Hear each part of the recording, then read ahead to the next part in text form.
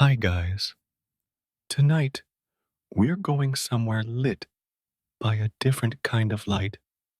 Not the harsh glare of progress, but the warm, patient glow of persistence.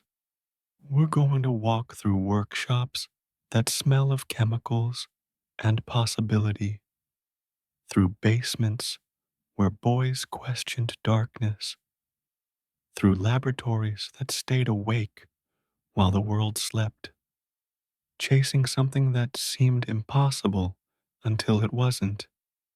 This is the story of Thomas Edison, but it's not the story you learned in school, not a list of inventions or dates to memorize.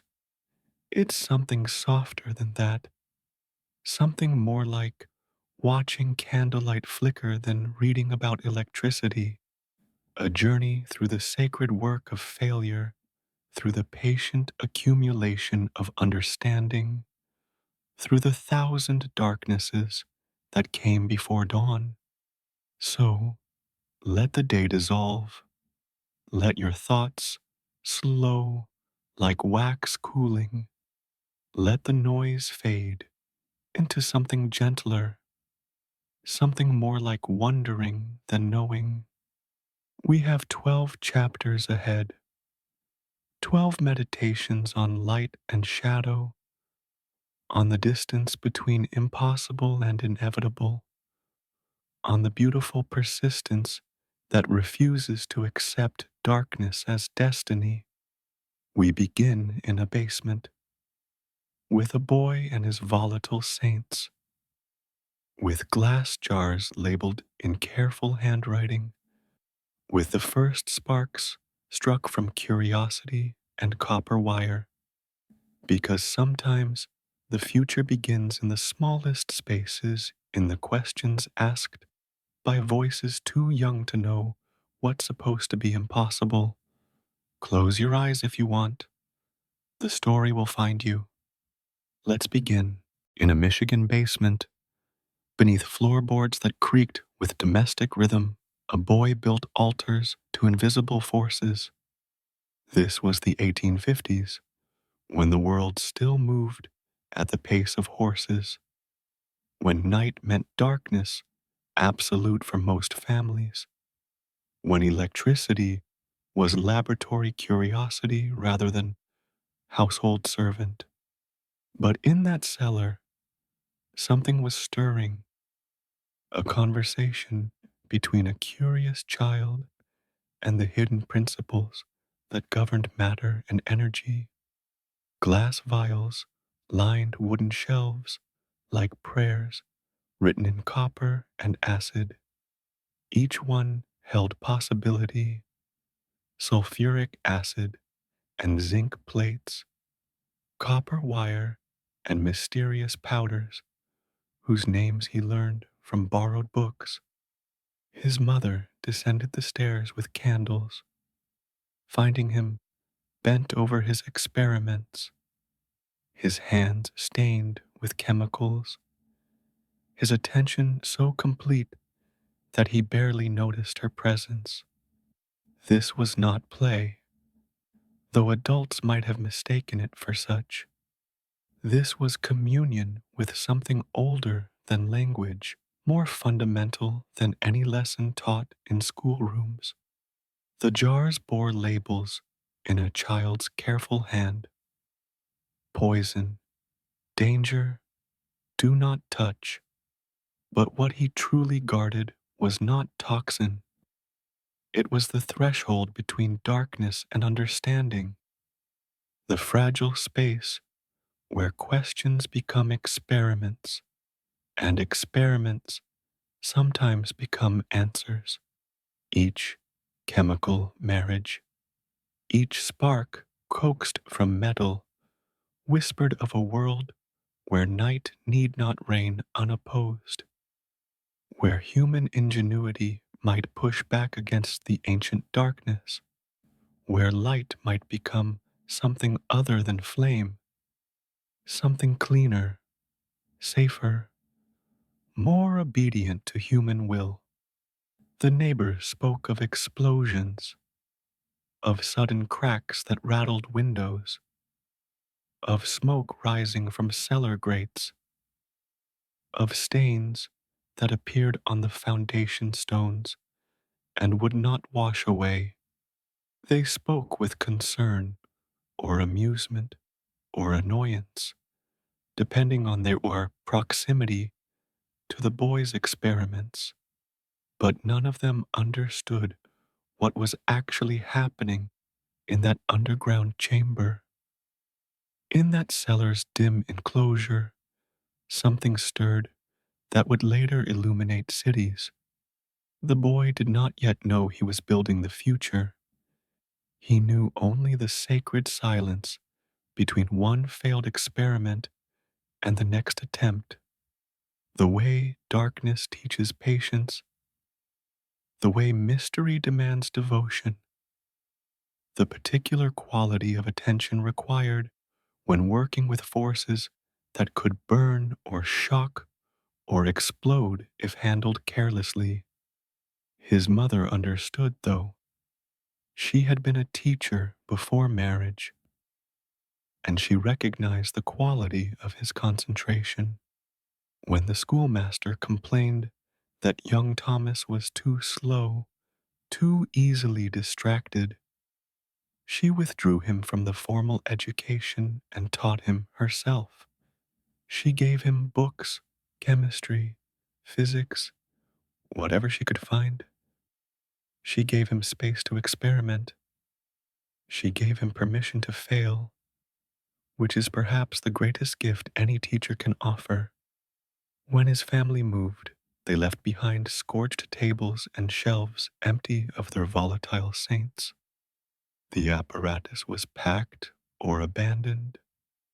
The experiments concluded or interrupted, but the basement remembered, walls still holding the echo of the first questions, the first hunger to translate shadow into comprehension, the first breath of light seeking form.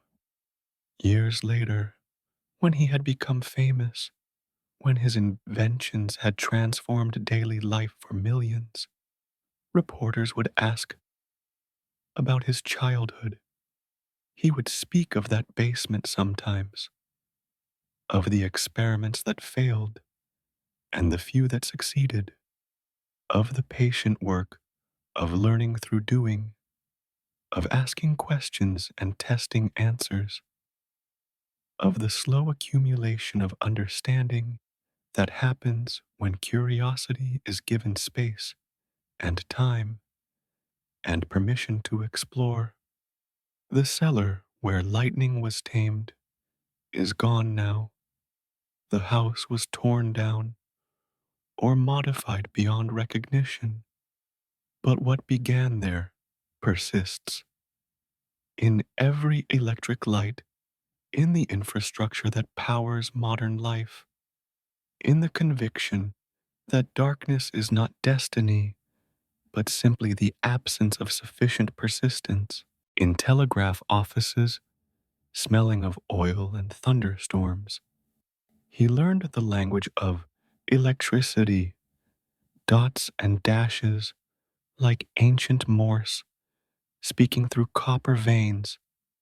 This was after the basement, after his boyhood experiments, after his mother's teaching had given him foundation enough to venture into the world and find his place in it. He was 16 when he became a telegraph operator, working night shifts in Louisville, in Memphis, in Boston, in a dozen other cities whose times blur together in memory. Night shifts in particular attracted him, while others sought the day positions with their regular hours and human company.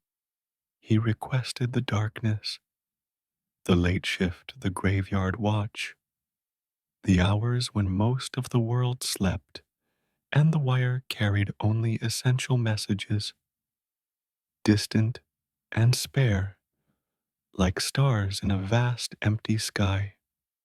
These were the hours he wanted. These were the hours when he could truly listen.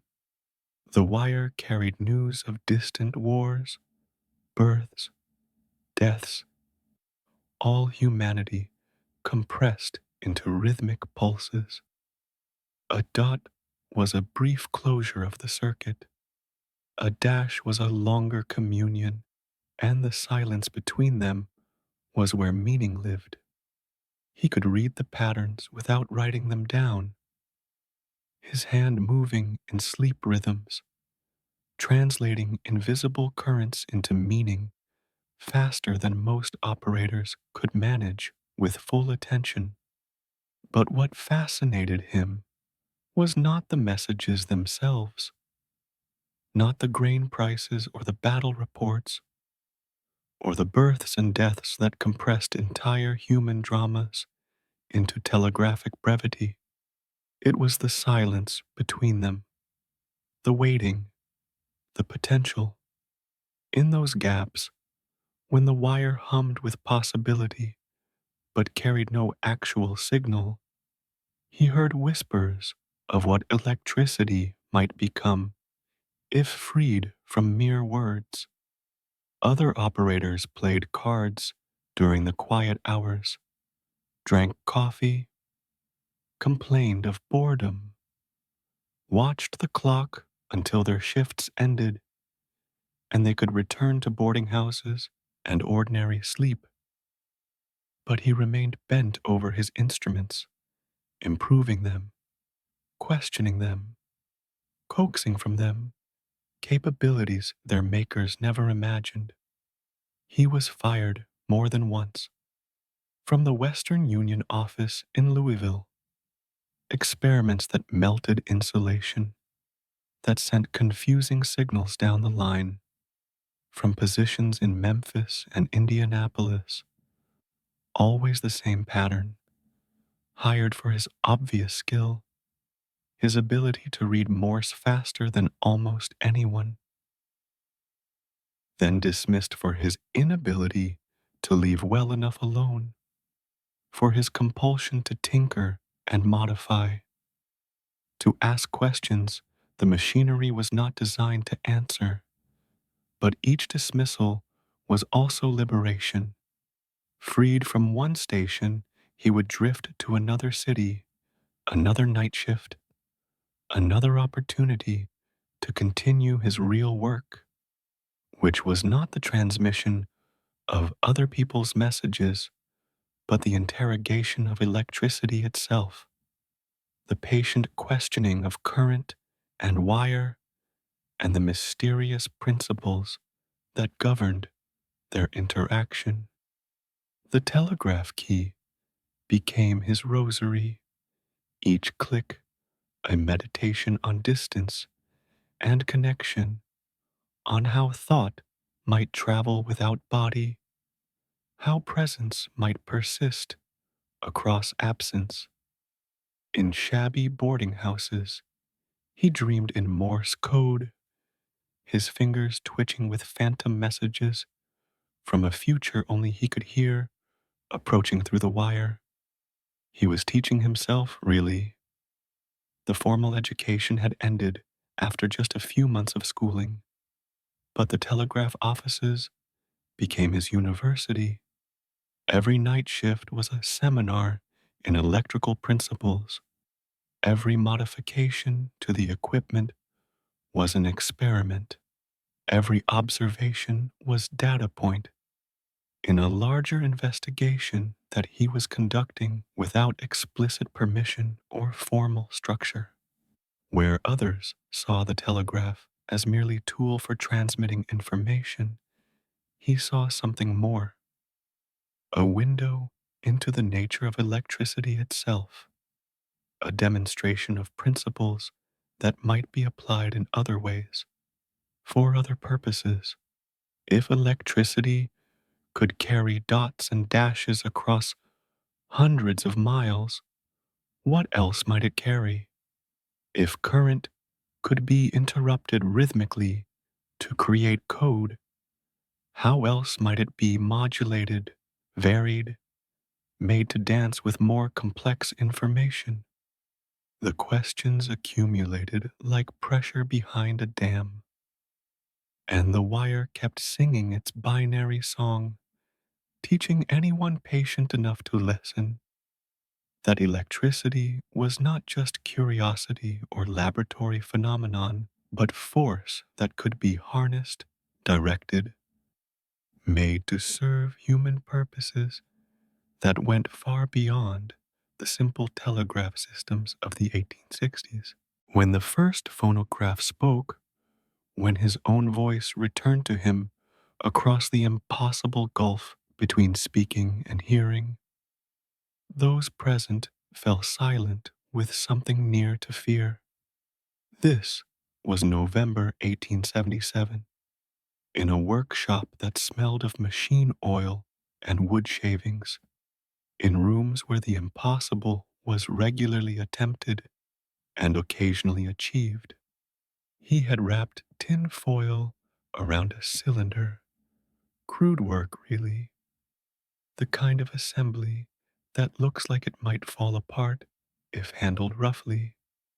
A needle attached to a diaphragm, positioned to touch the foil as the cylinder turned. The theory was simple enough. Sound waves would vibrate the diaphragm.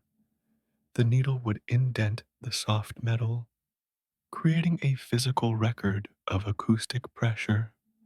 But theory and reality are different countries, and the border between them is where most dreams die.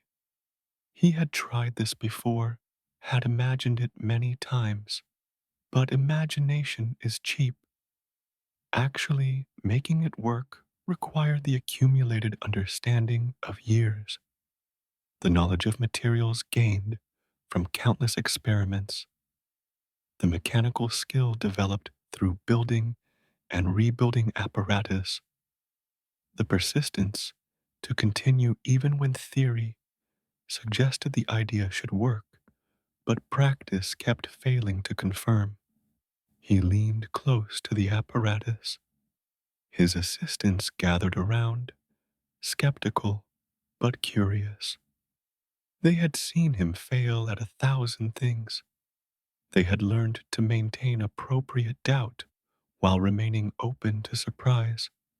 He turned the crank, setting the cylinder rotating, and shouted into the cone, "Mary had a little lamb. Its fleece was white as snow." A nursery rhyme.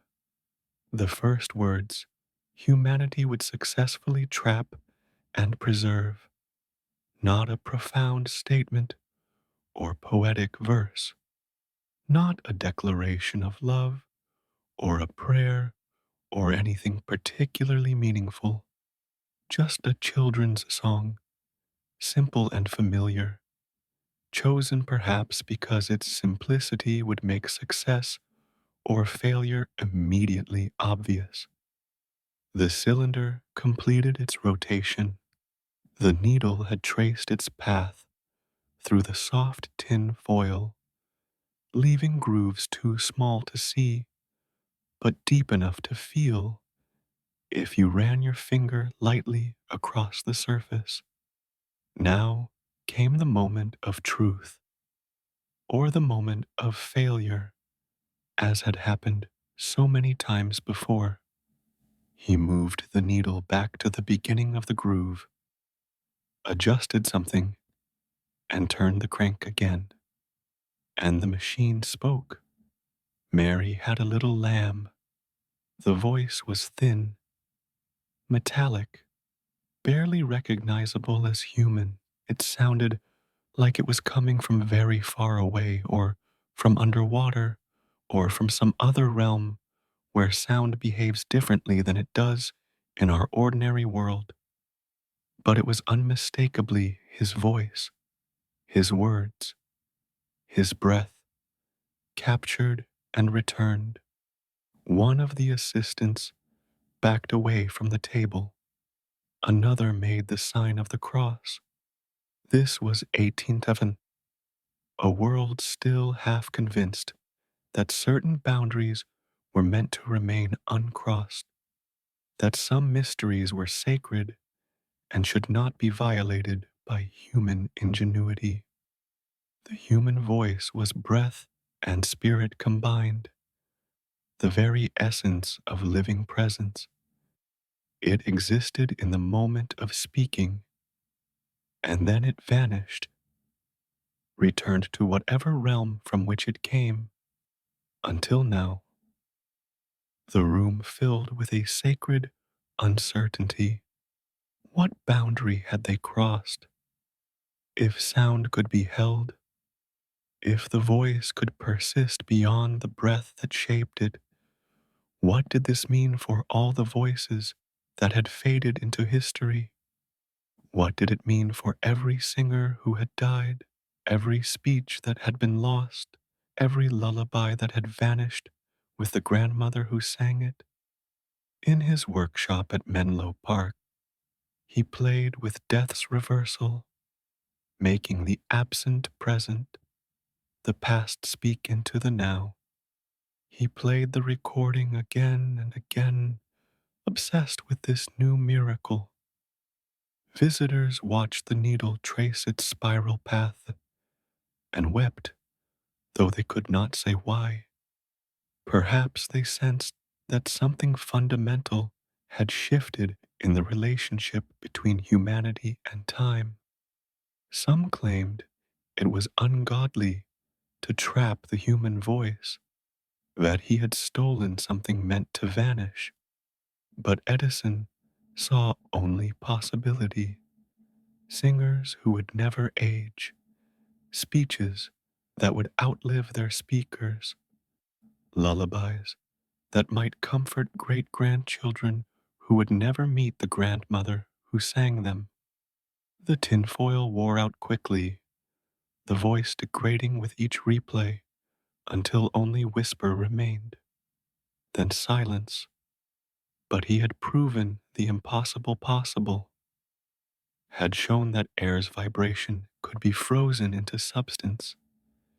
That memory need not live only in the fallible mind. Menlo Park rose from New Jersey soil as a monastery to invention, though no prayers were spoken there, save those muttered over recalcitrant wire and glass. This was 1870s, and Edison was 29 years old, already successful enough from telegraph improvements and the phonograph's early fame to build his own facility, to create the environment he needed for systematic investigation. He gathered around him the devout, machinists, chemists, glassblowers, dreamers who understood that failure was not ending, but apprenticeship, men who could build what he sketched, who could refine what he imagined, who brought their own expertise to the collective investigation. They called themselves muckers, a term that suggested the dirty, difficult work of wrestling with materials and principles, of trying and failing and trying again. The laboratory glowed through midnight like a lighthouse, its windows streaming yellow warmth across dark fields where once only moonlight ventured.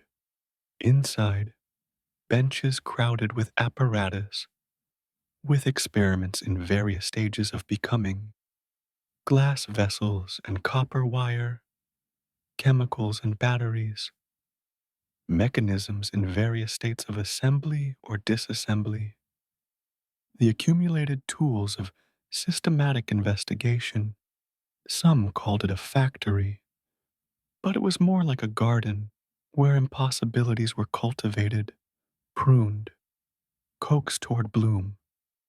The phonograph had emerged from these rooms, that first miraculous machine that remembered breathing, the improved telephone that made Bell's invention practical, the carbon transmitter that allowed voices to travel farther with greater clarity, each success built on countless failures. each breakthrough enabled by patient accumulation of knowledge. But more than devices, what grew here was a method, the patient, systematic questioning of nature, the refusal to accept darkness as final answer. Edison's notebooks filled with sketches, calculations, observations. Around him, his muckers worked in companionable silence or sudden excited conference, each failure greeted not with despair, but with information. Another path closed, another opened, another piece of data that narrowed the range of possibilities. They slept in corners, when they slept at all, curled up on benches or on the floor, too engaged with the work to waste time walking to proper beds. They ate at irregular hours, food brought in or prepared in the facility's kitchen, consumed whenever hunger interrupted more important activities. They lost track of days, of whether it was Tuesday or Friday, of how long they had been working on any particular problem. The outside world faded to rumor. There were wives and families for some of them, but those relationships became distant, became interruptions to the real life that happened in the laboratory. There were business concerns, investors to satisfy, patents to file, money to manage. But these too were peripheral, were dealt with when necessary, but not allowed to disrupt the essential work. In this enclosed space, time moved differently, measured not by sun and shadow, but by breakthroughs and setbacks, by the accumulation of knowledge toward some grail always just beyond reach. The electric light was coming. They could sense it, could almost see it in the pattern of failures, in the slow elimination of what didn't work. But it wasn't here yet, wasn't quite achieved, wasn't ready to be born into the world that waited unknowingly for the transformation it would bring. The village of sacred failures was building something more than inventions. It was building an approach, a methodology, a conviction that sufficient persistence would eventually yield success, that the impossible was merely difficult, that darkness was not permanent condition, but temporary state awaiting the right filament, the right materials, the right combination of components that would finally, at last, work as theory suggested they should. The light bulb's story is written in ash and disappointment. This is perhaps its most important characteristic, not the eventual success, but the accumulated failures that preceded it, the patient testing that eliminated thousands of possibilities before finding the one that worked, carbon filaments that blazed briefly, then died, consumed by their own heat in seconds or minutes, platinum wire that cost too much and failed too soon, the metal's high melting point, making it theoretically ideal but practically useless. Thousands of materials tested, heated, observed in their brief glowing before they surrendered to darkness. Edison's notebooks document this litany of the almost. Substances that shone for minutes, for hours, but never long enough to be practical. Carbonized thread lasted 40 hours in early tests, a remarkable achievement that still fell short of commercial viability. Lampblack mixed with tar, too fragile, broke during installation. Human hair carefully carbonized. Interesting result, but insufficient quantity available. Fishing line showed promise but degraded too quickly. Each material offered its own grammar of failure, its own lesson in the physics of resistance and heat and the inevitable oxidation that returns all brightness to void. Each test taught something about how materials behave at high temperatures, about the relationship between resistance and light output, about the role of vacuum in preventing oxidation, about countless small factors that influenced whether a filament would glow for seconds or hours. Critics mocked his persistence. Newspapers published skeptical articles wondering whether electric light would ever be practical. Investors grew nervous, watching their money disappear into experiment after experiment that yielded knowledge but not product, understanding but not profit. But Edison had learned in telegraph offices and basement laboratories that failure was simply conversation with the universe, a teacher more honest than success, which explains nothing. Success tells you that something works, but not why. Failure provides data, reveals principles, shows what matters and what doesn't. So he continued, methodical as meditation, testing every fibrous substance he could imagine, cotton from different sources, bamboo from Japan, samples shipped across the ocean because he had heard that Asian bamboo had different properties than American varieties. Coconut shell, every wood his explorers could find, cedar, hickory, maple, oak, dozens of species, each carbonized and tested, plant fibers, animal products, anything that might possibly survive the heat and glow with acceptable brightness. His assistants grew weary. The same process repeated endlessly with only the material changing.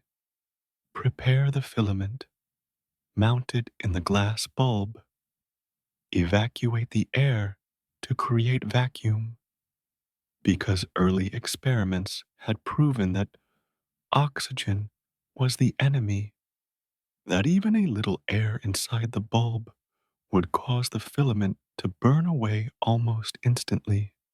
Seal the bulb, connect to the electrical circuit, apply current, observe, measure how long the filament glows before it fails, record the results, begin again with a different material. But Edison seemed nourished by the systematic elimination of impossibilities. Each failure narrowed the range. Each negative result was progress. Not this material, not that one either.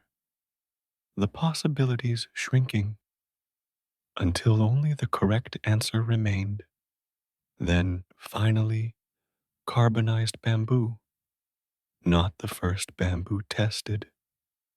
He had tried several varieties already, but this particular species, this specific treatment, this precise method of carbonization yielded filament that glowed and glowed and glowed.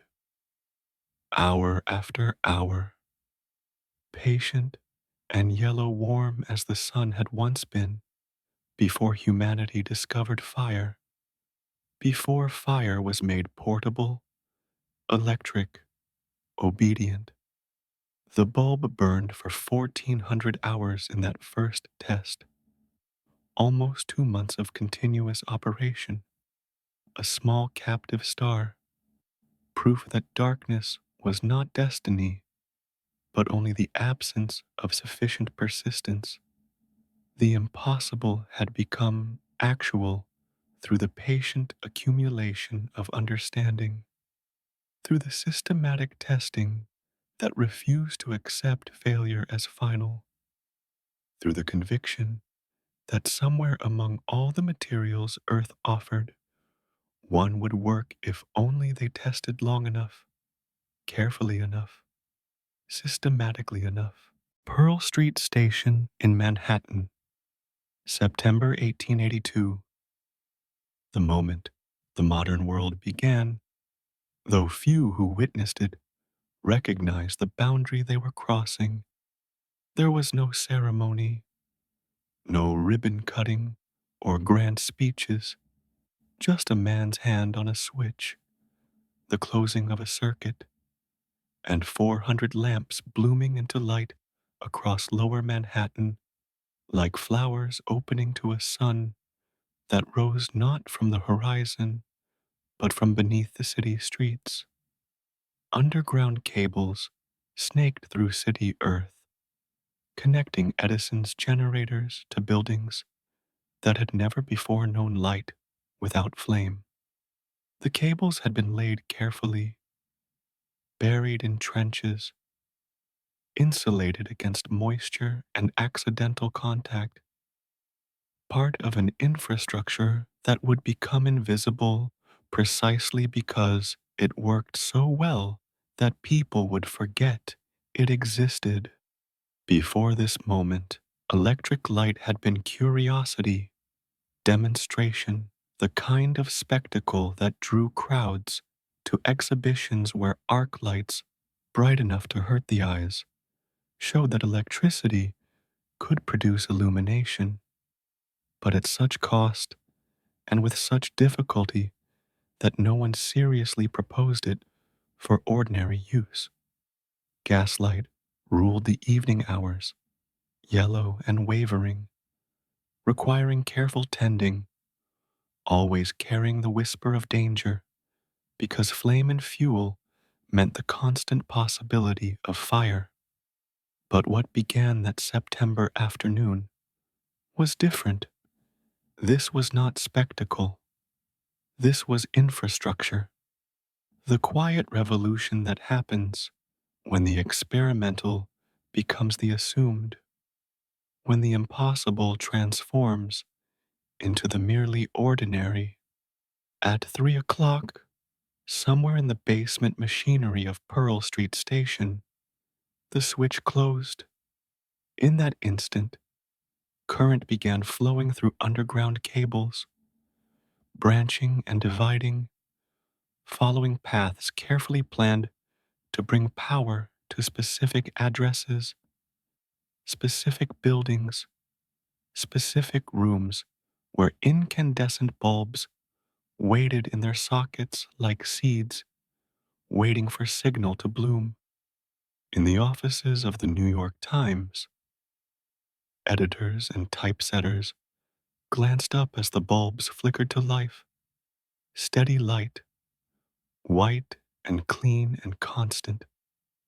No smell of gas, no heat from open flame, no need to adjust wicks or replace fuel, just light, summoned by the simple existence of current, obedient as water flowing downhill, asking nothing except that the circuit remain complete.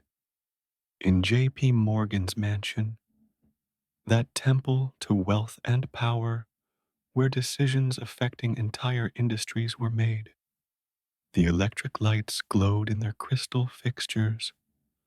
Morgan had been an early believer, an investor who saw past the risk to the revolutionary potential. His mansion became showcase and proof of concept both.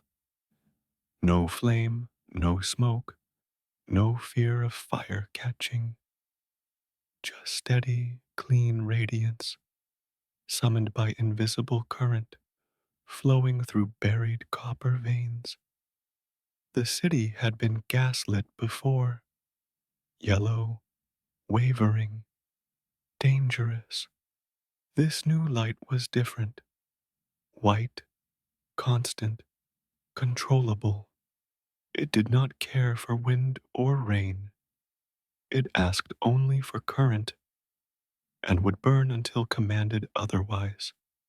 Some mourned what was lost, the romance of gaslight, with its warm yellow glow, its gentle wavering that made shadows dance and rooms feel alive with movement, the intimacy of candle glow, the ritual of lighting and extinguishing flames, the ancient rhythm of darkness falling, and humans retreating indoors, surrendering the night to its proper masters.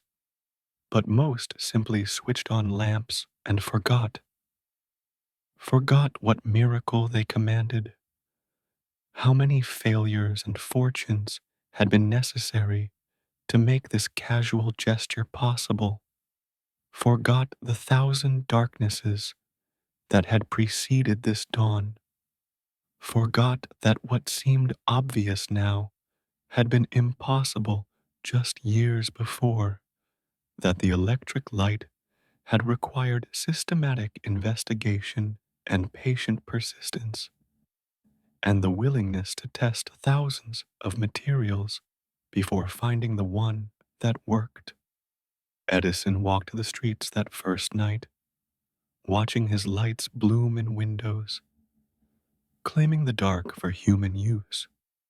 What he had begun in a Michigan basement had become civic infrastructure, had rewoven the fabric of time itself, extending day into what had always been night's domain.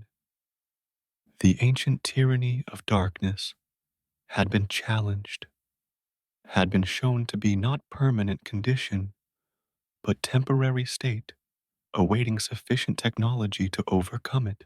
Between Edison and Tesla, between direct current's steady pulse and alternating current's oscillating dance, lay more than technical dispute. Here were two visions of how power should flow through civilization, two prophets, each convinced of their path's righteousness, each unable to see wisdom in the other's vision. Edison saw small, local stations, generators close to their loads, control maintained through proximity. His was an intimate electricity, known and mastered. Each neighborhood would have its own power station, its own generators humming away, serving the immediate area with direct current, flowing steady and predictable through copper wires. The system had limitations. Direct current couldn't travel far without losing itself to resistance, but it was safe, understood, proven to work. Tesla, with Westinghouse's backing and financing, imagined something grander, power stations miles distant, current transformed through heights and depths of voltage, transmitted across distances Edison called impossible, alternating current that could be stepped up to high voltage for transmission, then stepped down to safe levels for use, conquering distance that limited direct current systems. The debate grew bitter, not just technical disagreement, but personal animosity, commercial warfare, public relations battle for the future of electrical infrastructure. Edison demonstrated alternating current's dangers with theatrical flair, electrocuting animals in public demonstrations, darkly dramatic warnings against the rival system. The electric chair was developed deliberately to use alternating current, associating Tesla's system with death and punishment in the public mind. But physics favored Tesla's vision. Direct current lost itself over distance, bled away in resistance. The copper wires themselves consumed the power, transforming electrical energy into heat, making long-distance transmission impractical. Edison's system required a generating station within about a mile of its users. This meant hundreds of small stations for a large city, each with its own equipment, its own staff, its own coal supply and maintenance requirements. Alternating current could step voltage high for travel, low for use, could span miles without fatal diminishment. A single large generating station could serve an entire region, could be located where fuel was cheap or where falling water provided power, could operate at scales that made efficiency possible. The contest was decided not by rhetoric, but by reality. Niagara Falls, that ancient thunder of water falling over stone cliffs since the glaciers retreated, was harnessed to generate alternating current. The power was transmitted to Buffalo, 20 miles distant, stepped down through transformers to power streetlights and factories and homes. The system worked beautifully, proved beyond doubt that Tesla's vision was not just theoretical, but practical, not just possible, but superior. Edison's empire of local stations became quaint, limited. His direct current system would persist in some applications, batteries and small devices, specialized uses where its characteristics offered it advantages. But the grid that spread across continents, the infrastructure that would power the 20th century, would hum with alternating frequencies he had opposed. Yet both men had been right about something essential. Electricity would transform the world, would light cities and power machinery and fundamentally alter human civilization. They differed only in the technical details of how that transformation would occur, in the shape the electrical network would take as it spread across the landscape. In later years, Edison rarely spoke of this defeat, but it shadowed him. The knowledge that the most world changing infrastructure would bear not his imprint but another's, that the future would hum with frequencies he had opposed, that his vision, though it had succeeded in bringing electric light to cities, was being superseded by a different approach, a different system, a different understanding of how power should flow through civilization.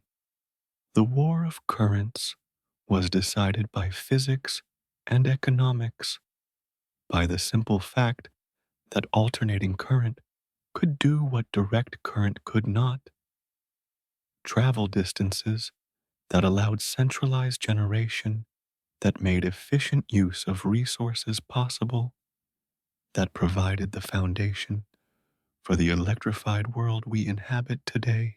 In the kinetoscope, frames flickered past faster than thought, images of a sneeze, a kiss, a dancer turning, each frame fixed an instant that could never return, yet here returned endlessly through the magic of persistence, through the eye's willingness to blend separate moments into fluid illusion of continuous time.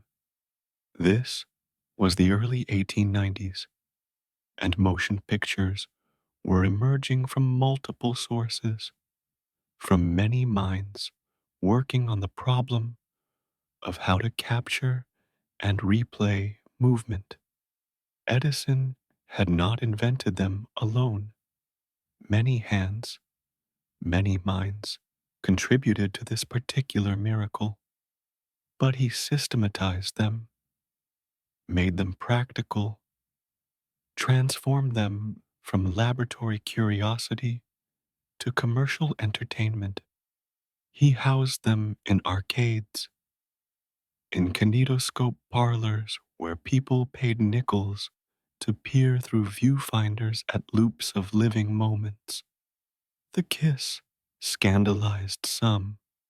Mary Irwin and John Rice embracing, their lips meeting in what might be called cinema's first intimacy. The film lasted less than a minute, just a close shot of two people kissing, but it was enough to provoke moral outrage from those who felt that such private moments should not be captured and displayed for strangers viewing.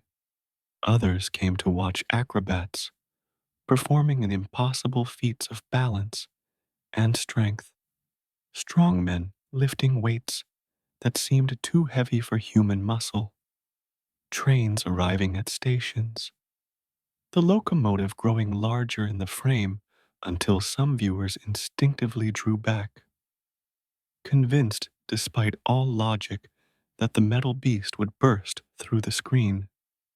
But what they truly watched was time made captive, reality tamed into repetition. The camera did not lie, people said, forgetting that truth and reality are not synonyms. What the camera captured was one angle, one fragment, one carefully selected portion of reality. The frame was itself an editorial decision, including some elements while excluding others. And the images were arranged, edited, presented in sequences that created narrative or spectacle from what had been mere happenstance. Even documentary was already fiction, selection masquerading as objectivity.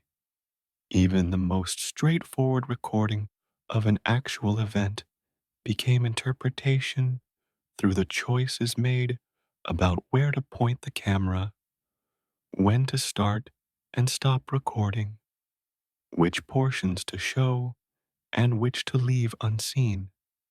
But in darkened viewing booths, peering through kinetoscope eyepieces, audiences forgot such philosophical concerns. They simply marveled at the impossible made visible. The dead could speak, or at least move and gesture in perpetual repeat. The past could be made present. Experience could be divorced from danger. Cowboys could shoot without bullets, flying into the crowd. Train wrecks could be witnessed without fleeing. Disasters could be observed from safety. Life could be examined from distance, frame by frozen frame. The dangerous rendered harmless through the separation between observer and observed. The kinetoscope was private experience, one viewer at a time, peering through the eyepiece, turning the crank or letting it run electrically, watching the brief loops that repeated endlessly until the next customer paid for their turn. This intimacy was part of the appeal, but it was also limitation. The technology would soon evolve toward projection, toward screens large enough for audiences to watch together, toward the shared experience that would become cinema as we know it. But in its original form, in those early arcade installations, there was something almost sacred about the encounter. The viewer alone with the machine, the private encounter with captured motion, the sense that these flickering ghosts were performing only for you, in the darkness of your viewing booth, in the brief moments you had purchased with your coin. The chapel of captured motion was commercial enterprise, certainly, but it was also threshold, the crossing point between world where experience existed only in the lived moment and world where experience could be recorded, replayed, shared across time and distance. Between reality as something ephemeral and reality as something that could be frozen and preserved and examined repeatedly. In his later years, when the great battles had been won or lost, when electric light glowed in cities worldwide, and his name had become synonymous with invention, Edison became haunted by domestic architecture. He turned his restless mind toward an unlikely subject, convinced he could house America in poured concrete, not just foundations, but entire structures, walls, floors, ceilings, even furniture, all cast from molds in single operations. His vision, neighborhoods rising quickly, affordably, permanently, working families could own homes, beautiful and durable, could escape tenement darkness for gardens and sunlight, could achieve the American dream of property ownership through industrialized construction that would make housing as affordable as his light bulbs had made illumination. He built prototypes in New Jersey, whole houses manifested from his particular faith in material science and industrial process. The concrete was poured into enormous steel forms that defined every room, every wall, every surface. Plumbing and electrical conduits had to be planned absolutely before the pour, positioned with precision, because once the concrete set, there would be no adjusting, no retrofitting, no accommodation for the improvisations that real living inevitably demands. But the dream stumbled against reality's complexities. The steel forms were enormously expensive to make. Each form had to be precisely engineered, strong enough to hold tons of wet concrete without deforming, detailed enough to create the architectural features Edison envisioned. The forms needed to be reusable to justify their cost. But even with reuse, the economics were challenging. Concrete required absolute planning. Every pipe and wire had to be embedded in the forms before pouring. Every doorway and window opening had to be precisely positioned. There was no room for adjustment, for the changes of mind that characterize most construction, for the inevitable modifications that occur when theoretical plans meet actual building sites. And concrete, however practical, lacked wood's warmth, its acoustic gentleness. Rooms echoed, conversations carried from room to room when privacy was desired. Surfaces sweated with condensation in certain temperature and humidity conditions. In winter, the houses were difficult to heat evenly. In summer, they retained heat long past sunset. The thermal mass that should have moderated temperature, instead creating its own uncomfortable rhythms. Aesthetically, the houses succeeded. Their lines were clean, their spaces well proportioned. Edison had worked with architects to create designs that were actually beautiful, that demonstrated concrete could produce attractive homes rather than industrial looking boxes. But beauty wasn't enough. America's builders, comfortable with timber and tradition, did not adopt his methods. The lumber industry was established, efficient, familiar. Carpenters knew how to work with wood. Mortgages and insurance were structured around conventional construction. The entire system resisted change, resisted innovation that threatened existing practices and profits. The forms were eventually scrapped, the vision abandoned. A dozen concrete houses still stand in New Jersey, monuments to what nearly was. They are lived in mostly. Families occupy them, find them strange but serviceable, cold but durable. They have survived where wooden houses from the same era have burned or rotted or been demolished, but they remain curiosities, exceptions, evidence of the road not taken. Edison had lit the world, captured sound and motion, transformed daily life for millions. But he could not rebuild the American home in his image, could not overcome the inertia of tradition, the resistance of established industry, the simple fact that people preferred wood's warmth to concrete's permanence, preferred the familiar to the innovative, regardless of theoretical advantages. The dream of concrete forests, of neighborhoods rising quickly from forms, of working families housed affordably in permanent structures, faded but did not quite die.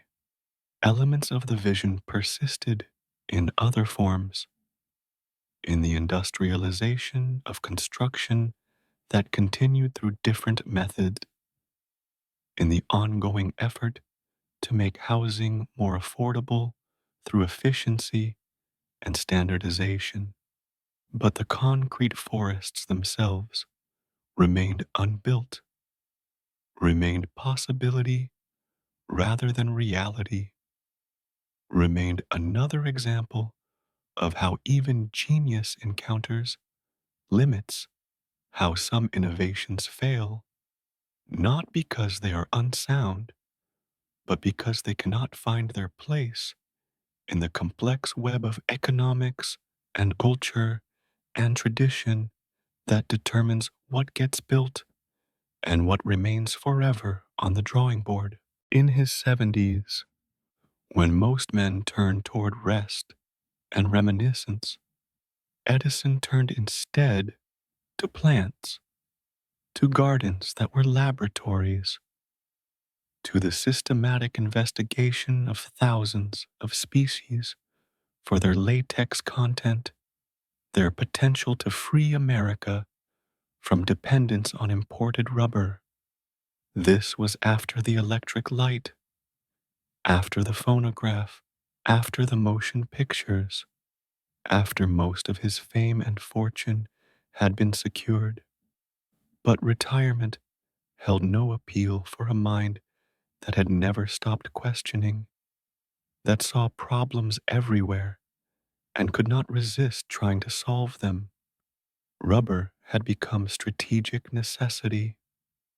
The modern world rolled on it: automobile tires, electrical insulation, gaskets and seals, and countless industrial applications, every bit of it imported from tropical regions, from plantations in distant lands, from rubber trees that would not grow in American soil.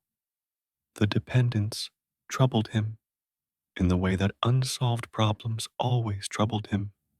He established experimental gardens in Fort Myers, Florida, where winter never truly arrived, where growing seasons stretched long and generous. Greenhouses rose, glass structures that caught sunlight and held it, that created microclimates for species from every corner of the earth. He hired botanists and agriculturalists men who knew plant families and their properties, who could identify species from leaf shape and stem structure. The quest was systematic, as all his quests had been. Test everything, every plant native to America, every species that might be coaxed to grow in American climates, anything that produced latex, that milky sap that was rubber's raw form, the plant's own protective fluid that humanity had learned to transform into elastic solid. He tested milkweed, those roadside plants with their pods full of silky seeds, sagebrush from western deserts, desert shrubs whose names were known only to botanists, plants from South American highlands that might adapt to North American conditions.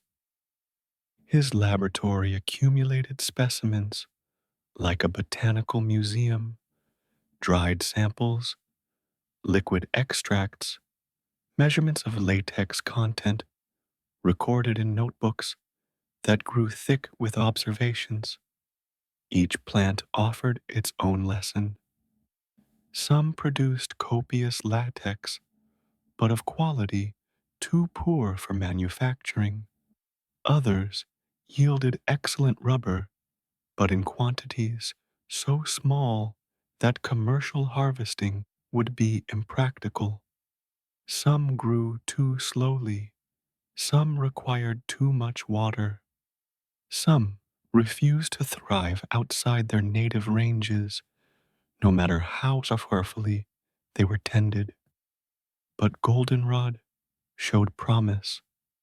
Those tall stalks with sprays of yellow flowers, common across American meadows and roadsides, typically ignored as weeds or valued only for their late season color. Under his cultivation, under selective breeding that favored height and latex production, they grew 12 feet tall, robust, fast growing, producing acceptable rubber when their stalks were crushed and processed. He imagined plantations of goldenrod stretching across the South, fields of these modified plants, bred for maximum rubber production, providing America with domestic sources of this strategic material, harvested annually, the stalks crushed and processed, their latex extracted and transformed, independence from foreign supply, security through botanical innovation. But natural rubber from goldenrod never became practical. The chemistry worked. The latex could indeed be processed into usable rubber. The plants grew vigorously under cultivation. All the technical problems could be solved. Yet economics rendered its verdict with the same finality that physics had decided other competitions. Tropical rubber plantations produced more cheaply.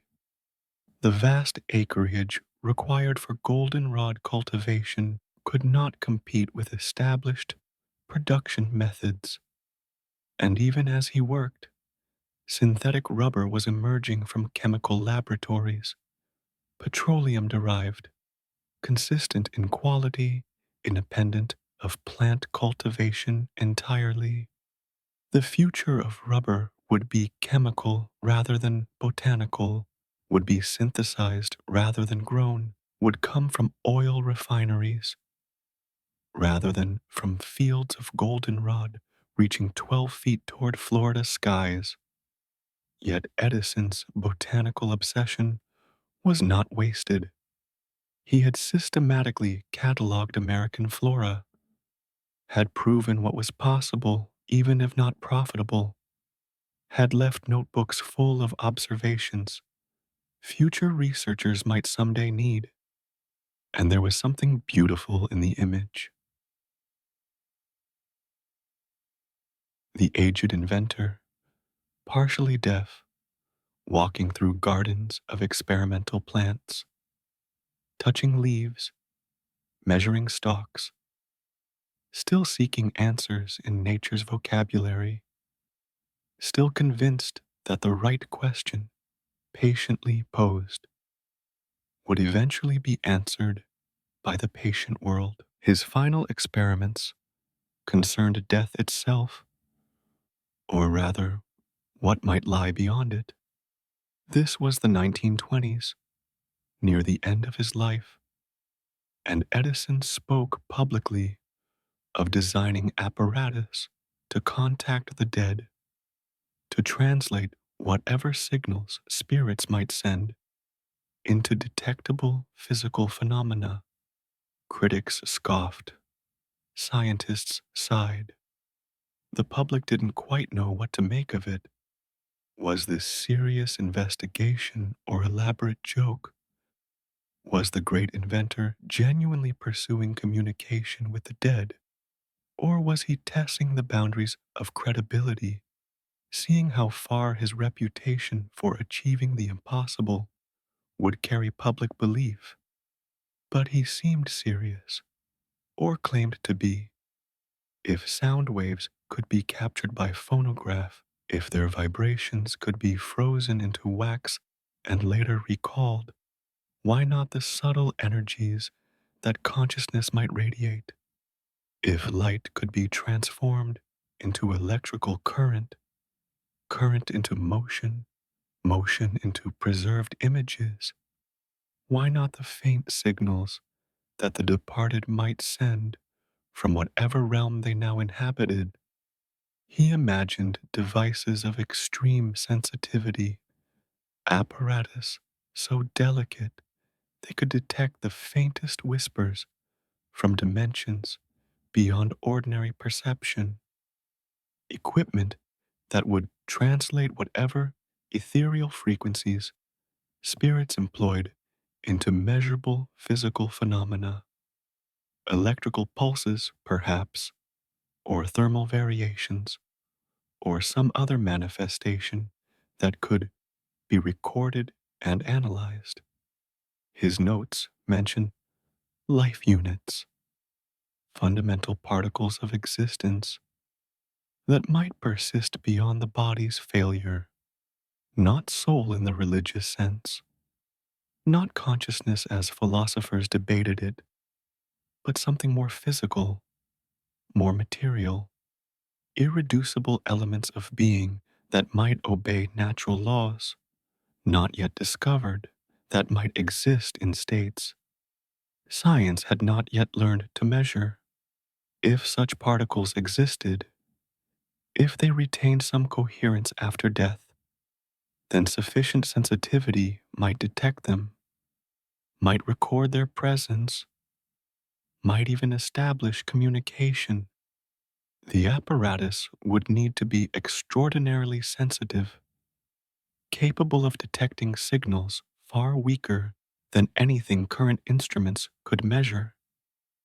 But sensitivity was merely technical problem, and technical problems could be solved through systematic investigation. Whether he believed his own speculation remains uncertain. Whether this was genuine investigation or thought experiment or elaborate jest designed to provoke and entertain. The evidence is ambiguous, the historical record unclear. No working device emerged from these investigations. No spirits reported through his apparatus. No breakthrough that brought the dead speaking back into the realm of the living. The boundary remained intact. The veil stayed drawn. Whatever lay beyond death kept its secrets despite his systematic attempts at revelation. Yet the impulse revealed something essential about him: the refusal to accept any mystery as permanently closed, the conviction that sufficient ingenuity could answer any question, bridge any divide, illuminate any darkness. Death, the final shadow, was simply another challenge to be examined, another code to be deciphered, another problem awaiting the right approach. That he failed here, where all before him had failed, diminished nothing. He had spent his life making the impossible ordinary, had given humanity dominion over darkness through electric light, had captured sound and frozen it into wax, had trapped motion in flickering frames, had demonstrated again and again that systematic investigation could overcome apparently insurmountable obstacles. Why should the boundary between living and dead prove any more insurmountable than the challenge of capturing sound, freezing motion, commanding light? Why should death be the one mystery that resisted systematic investigation, the one question that could not be answered through sufficient patience and ingenuity? In his workshop, gathered instruments bore witness to this final quest. Sensitive meters, delicate mechanisms, the accumulated tools of detection and measurement, all arrayed in hope that death might not be absolute, that some echo might persist, that consciousness might leave traces that sufficiently sensitive apparatus could detect. Another noble failure among the thousands that had preceded success, another investigation that yielded knowledge, if not breakthrough, understanding, if not solution, another demonstration that even genius encounters limits, that some questions may not have answers, that some mysteries might be genuinely permanent, regardless of how systematically they are approached. The voice from beyond the veil remained silent, but the attempt mattered. The persistent questioning mattered. The refusal to accept any mystery as finally closed. This mattered most of all, because progress comes from those willing to investigate even the apparently impossible, to pursue even the most unlikely hypotheses, to maintain the stance of systematic curiosity regardless of whether answers are forthcoming. When he died in October 1931, at 84 years old, having lived through the transformation of the world he had helped create, he left behind more than patents and products, more than the electric lights that glowed in cities worldwide, more than the phonographs that preserved voices, more than the motion pictures that captured time. He left behind his notebooks, over 3 million pages, accumulated through 6 decades of systematic investigation, preserved now in archives available to scholars, digitized for anyone curious enough to explore them. These pages are not polished documents prepared for publication. They are working records, the raw material of thought captured as it occurred, the trace of mind in motion across decades of observation and speculation and systematic questioning, sketches, crowded margins, calculations marched across pages, observations recorded in the moment of discovery, the temperature at which a filament glowed, the resistance of particular wire, the way chemical solution changed color when current passed through it, hunches and failures and breakthroughs, all preserved in cramped handwriting that grew more difficult to read as his hearing faded and age accumulated. These pages are relics of a particular mind's peculiar journey, but also maps for anyone who follows. They show that genius is not spontaneous flash, but patient accumulation, not sudden inspiration, but systematic testing, idea tested against reality, modified based on what was learned, tested again, slowly refined towards something that actually works. The patents bear his name alone, but the notebooks reveal collaboration. The muckers and machinists, the chemists and glassblowers, each contributing knowledge and skill. His gift was not solitary brilliance, but the ability to orchestrate collective effort, to maintain direction through thousands of failures toward eventual success, to keep the vision clear even when the path forward was obscured by accumulated setbacks. The notebooks rest now in archives at Rutgers University and other institutions, digitized and cataloged, available to anyone curious enough to read them. They whisper the same lesson he learned in that Michigan basement, refined through telegraph offices and Menlo Park workshops, demonstrated through decades of systematic investigation. That darkness is not enemy, but teacher. That failure is not ending, but information. That the distance between impossible and inevitable is measured not in inspiration, but in patient, systematic, persistent work. That mysteries yield to those willing to question patiently, to test methodically, to record faithfully what they observe. On the night of his funeral, President Hoover asked the nation to dim its lights in tribute. At 10 o'clock Eastern Time, for 1 minute, electric service was reduced across America. Cities went dark, streets fell into shadow. The grid that had spread across the continent, all of it dimmed in recognition of the man whose persistence had made it possible.